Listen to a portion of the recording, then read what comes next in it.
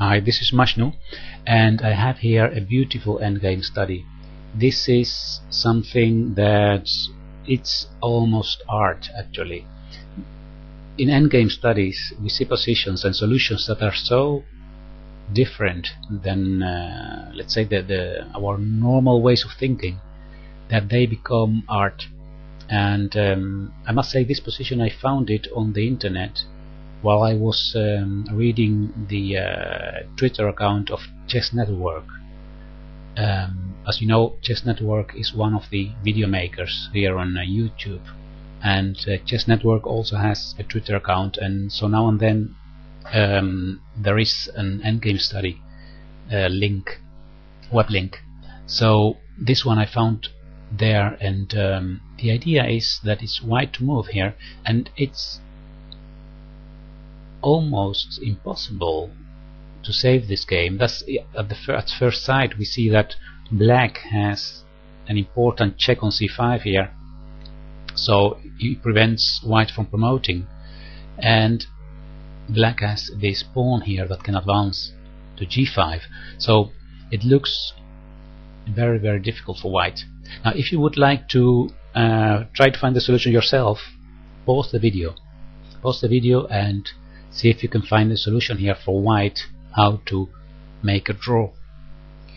Okay, so I'll continue now giving you the different variations and the solution to this study. Let's say there are two main possible plans for white. One is to promote his own pawn playing f8, and the other one is to bring the king closer to this pawn to take it, because if white can capture this pawn, then it's a draw.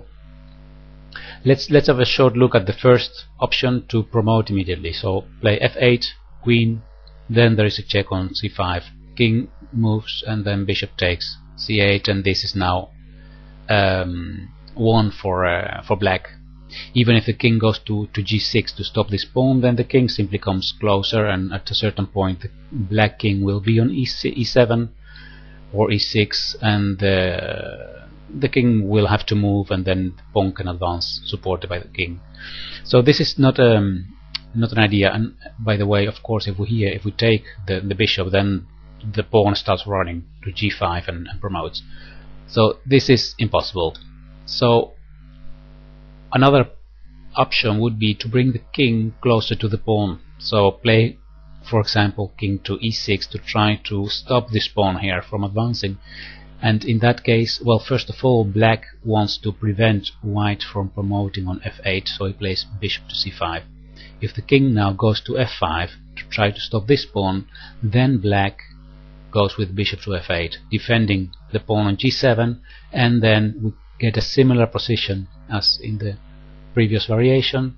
Then black king will come closer and closer. At a certain point the white king will have to move to h5 or h7, and then the black king will capture the f7 pawn and later advance this one, supported on one side by the black king. So this doesn't help. The question is how to do this. Here comes the solution. It's really very, very beautiful. The first move here is king to f8. This is the best move for white.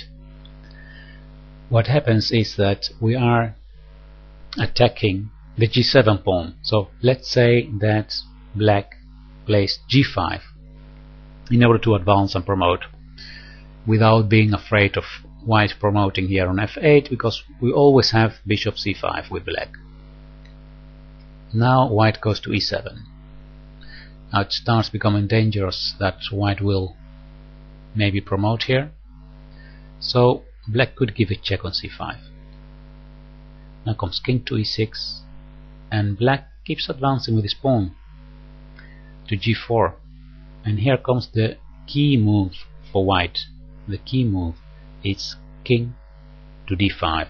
What happens here is that white has two threats. One is to take the bishop on c5, and the other one that he can come closer to the pawn on g4 to stop it. So if black here try to save this bishop by bishop to e7, for example, then king to e4 comes, and after g3, king f3, and then it's all over, because this pawn will be captured. And if black tries to defend it by bishop to d6, then we simply promote first, and after bishop takes f8, then we capture the pawn, and then it's a draw. So the combination here of these two possible threats, that makes it winning. I'm sorry, that's the way to save the game for white. It's not winning, of course, it makes a draw. Now let's see if in this position black doesn't give this check here, but starts running with the pawn immediately, then still king to e6 comes, and now black is forced to play bishop to c5, because otherwise white will promote. So black plays bishop to c5, and then again we have the same position. Again king to d5, attacking the bishop. If, by the way, black advances here, then we simply take this bishop, because after g2 then we have here promotion to queen, and it's a draw. Black promotes as well, and we have an equal position. So this is the example, the endgame study actually, that I wanted to show you. And you see, when we try to solve endgame studies, we need to think in a different way. It's like we have to consider ideas that we normally would not think about. For example, here the first move, king to f8, is it looks so unnatural to go that way with the king instead of this way, and that's why it's so good to develop your playing strength to solve endgame studies, because we are challenged to look at possibilities that we would not consider at first sight.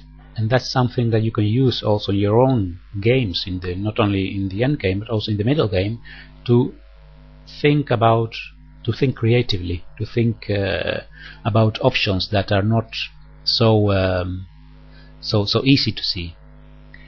Well, I hope you enjoyed this video, and check out the YouTube channel of Chess Network, because together with a few others, Chess Network is one of the interesting ones. Okay, so thank you for watching for now, and I'll see you next time on YouTube. Goodbye.